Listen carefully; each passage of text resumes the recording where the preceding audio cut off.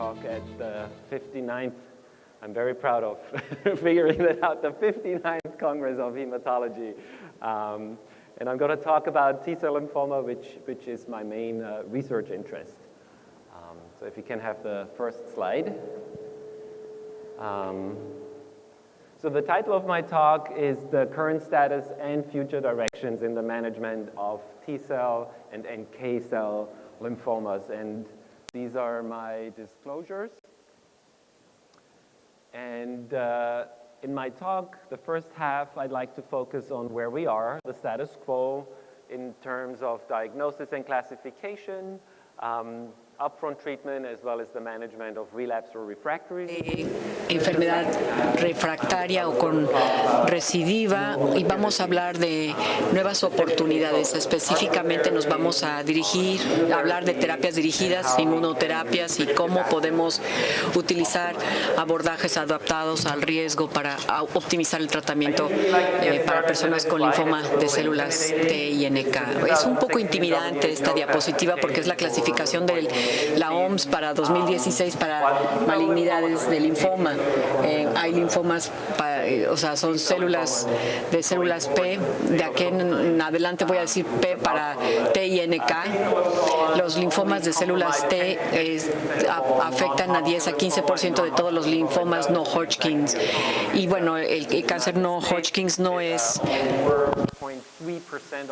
algo muy común, ¿no? Así que solamente como 4 casos diagnosticados pertenecen a esta categoría. Es rara, pero hay 27 subtipos, lo cual hace muy difícil poder percibir claramente estos linfomas, y muchas veces nosotros los vamos a ver 1 o 2 veces o quizá nunca en toda la carrera. Así que para poder tener un poco más de lógica y para poder comprender el linfoma es una buena manera para clasificarlo en base al sitio de manifestación anatómico primario. Tenemos, bueno, los más comunes de los cutáneos, que son micosis fungoides. Tenemos los linfomas de tipo de novo. Tenemos los linfomas angioblásticos y los linfomas extraganglionares, la mayoría de ellos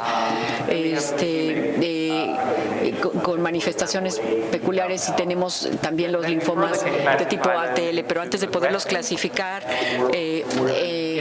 completamente podemos decir que son indolentes o más agresivos. Creo que me voy a tener que alejar porque hay muchísimo eco. La mayoría de los linfomas son de naturaleza contenida, mientras que los sistémicos se comportan más agresivamente, con pocas excepciones.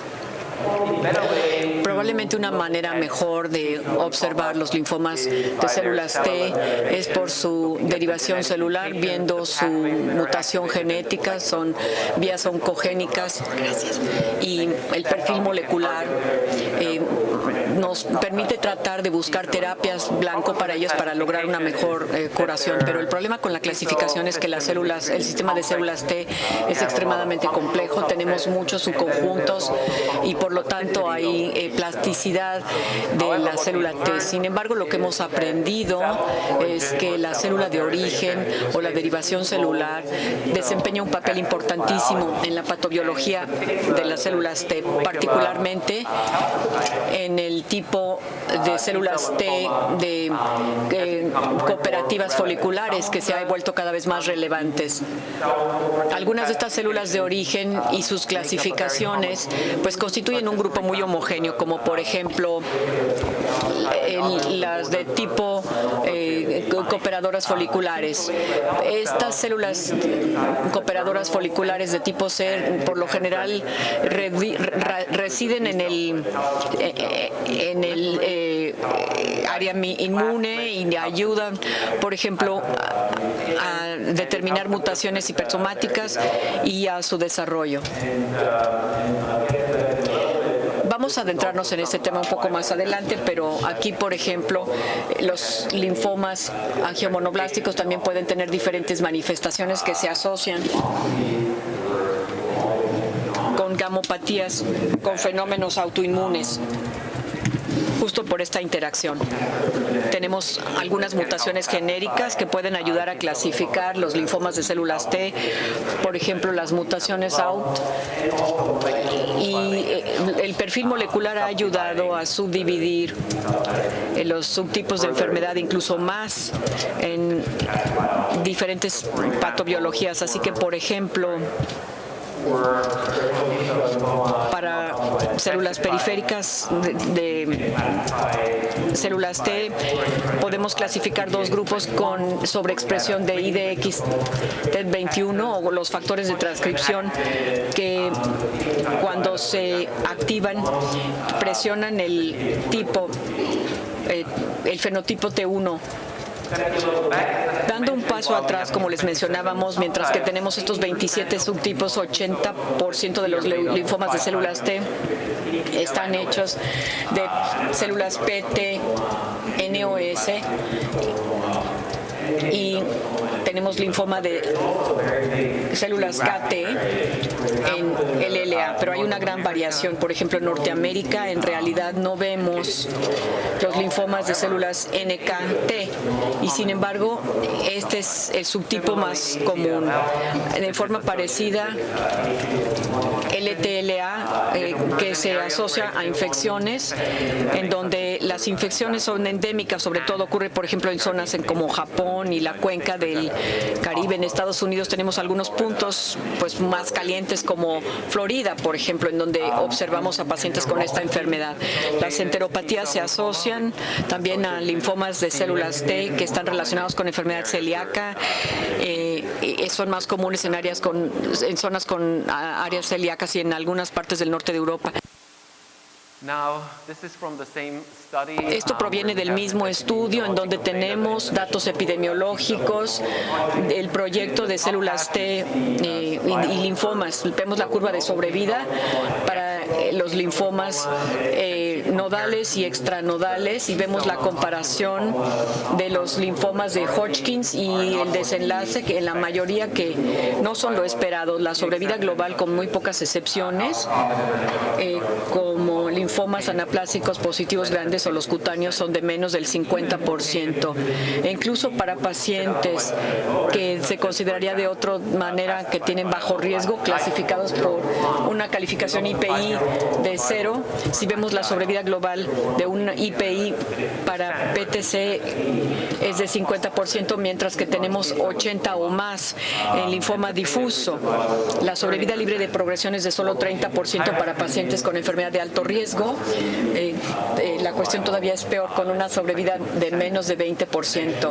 Y de hecho,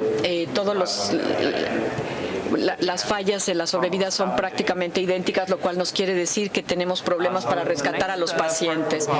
Ahora vamos a hablar de cómo abordamos el tratamiento actualmente.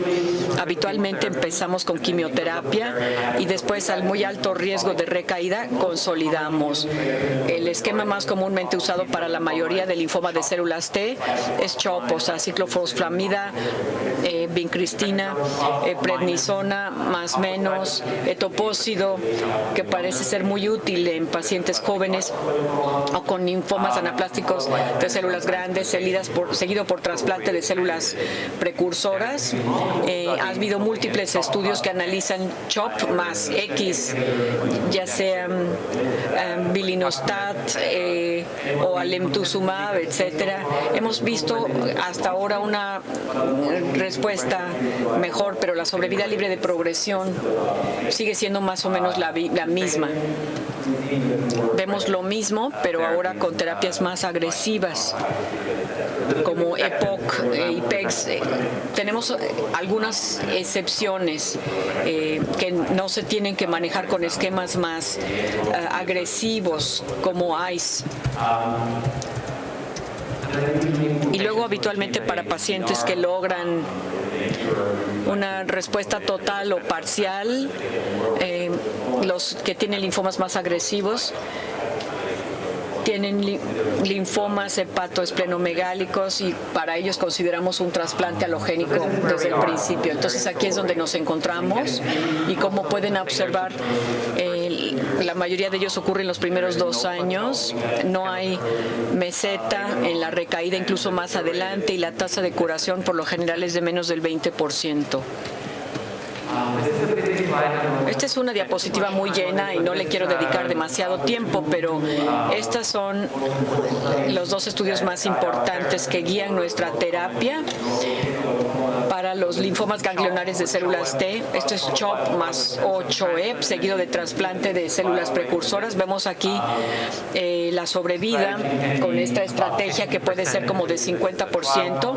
Esta es una población de estudio, 5 pacientes jóvenes, pero lo que yo creo que es importante en estas diapositivas es que en ambos estudios, más o menos 30% o la tercera parte de los pacientes fueron más refractarios al tratamiento. Aquí solo 66% lograron llegar al trasplante de células madre. Solo 74%, bueno, este es el estudio escandinavo, logró llegar a trasplante de células autólogo. Vemos aquí que para lograr la remisión completa y la sobrevida es muy, muy difícil en estos pacientes refractarios.